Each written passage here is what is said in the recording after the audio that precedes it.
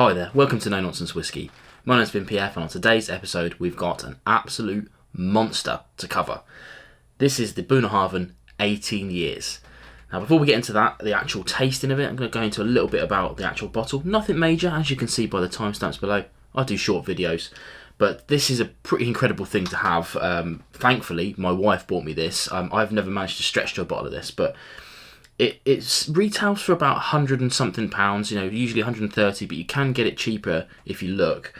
In fact, the House of Malt at the time of recording has this for 110 right now, which we'll get into the value of that a little bit later on.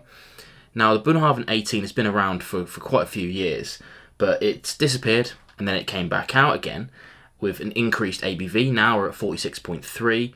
They've made it so that it's non-chill filtered and natural coloured, all things that we like. Unfortunately, there was a bit of a price hike with that. I'm given to understand that it used to be about £70 a bottle, and now it's that 110, 130. So a pretty significant price hike, but it's been that consistent sort of price since this version was released in sort of 2017, 18, something like that. So yeah, with the sort of increase in potential quality, there has been a price hike. I'm going to come at this video from just this bottle's standpoint, not in comparison to any previous bottlings of the 18 or anything like that, because I never tried it, unfortunately. It was expensive for me back then, and obviously this has got more expensive. But yeah, as I said, my wife bought this for me from a present for my birthday, actually last year. I've been sitting on this review for quite a while. If I'm honest with you guys, I've been pretty scared about reviewing it, because it's one of those bottles that really demands attention, I think. It's just my opinion. And looking through other 18-year-old scotches right now, there are some excellent value ones out there, but in terms of quality versus cost, this is one of the better ones, I think. But yeah, anyway, let's get into the actual whiskey and see what we've got. Now, I don't often talk about colouring, but when it clearly states on the label, I should show you that, just down there, it says non-chill filtered, natural coloured. So we can talk about the colouring for a change. Yeah, 18 years in some sherry casks. I'm pretty sure, now I have to say, if you know this and I don't know it, chuck it in the comments below. But I did struggle to find any kind of like cask makeup for this small batch stuff. I'm not sure if it's exclusively sherry cask or not. But anyway, there's some deep, deep, deep copper colours going on here that are really quite stunning. Let's get into the nose and see what we've got.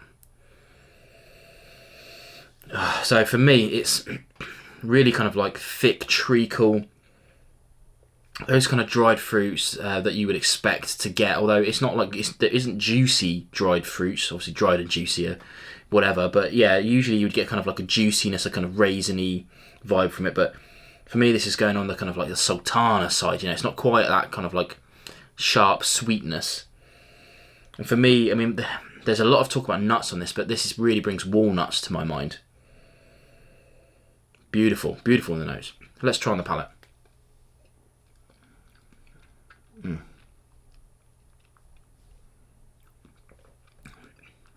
Yeah, absolutely stunning. I mean, it's like, I should like a bit of an intro into kind of what I do. Obviously, I write my tasting notes before I start recording. So kind of like this tasting is a bit more like smoke and mirrors, really. I'm not giving you the tasting notes on the fly. I have them already pre-written and in my head. But a dram like this, even drinking it on camera, knowing what I'm going to say about it, it just blows my mind. It's so good. Another quick sip. It's thick, it's oily. It's got those dried fruits, but again, it isn't those sweet.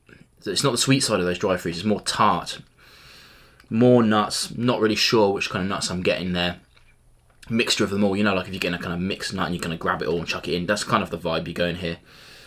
And there's a huge kind of saltiness on the back end. It isn't quite as prevalent at the start. Finish is massive. Big saltiness at the front. Loads and loads of spice that goes through. Your tongue is just tingling all the way through. And at the back end, once all that's disappeared, for me, like right now, I'm getting a kind of like a real sense of the oak and some leatheriness, the tannic elements of it all going through. Now, I don't know if you can tell, I really like this whiskey. It is, it's one of those drams. I mean, I don't know if you can see through this kind of like dark. No, you can't see at all. But anyway, this is sitting around here. and I've been tapping into it every now and again over the year or so I've had the bottle. I don't think it's really changed much in that time. I'm not into kind of pumping or anything like that, just as it is. The cork is getting a bit dry. Yeah, it's a bit, not stuck on there, but it's a bit easy to get off. So I'm probably going to kill this off fairly quickly, in the next year or so at least. But yeah, I really like this whiskey. It's absolutely stunning. And I think if you're a big fan of Bunnahabhain, this is a bit of a no-brainer. Yes, it's a lot of money, and you know me, I don't tend to spend that sort of money. And in this case, genuinely, I didn't. It was bought as a gift between a couple of people banding together. But it's one of those whiskies that if I did have the money, I would buy it because it's just so good. Tried a lot of 18-year-old whiskies in my time, and varying price, I would go for this. It used to be the Talisker, again, at time of recording. If you go back, I did a video in like 2017, 18, something like that, Talisker 18, saying it was the best valued 18-year-old whiskey, and it was at the time, and now it's gone right up. Don't pay full price for this, £130. I mean, if worldwide, all right, you're going to be probably paying a lot of money for this, but in the UK, don't pay full price for it because you can find it cheaper. If you wait long enough, Amazon sometimes has it at £100 or something like that. That's a perfect price. Whittering on a bit, I kind of really want you to try this. That's basically why. I don't want you to blow unexpendable money on it, but if you have the means and you've been thinking about pulling the trigger on it for a while, please do, because it's such a great whiskey.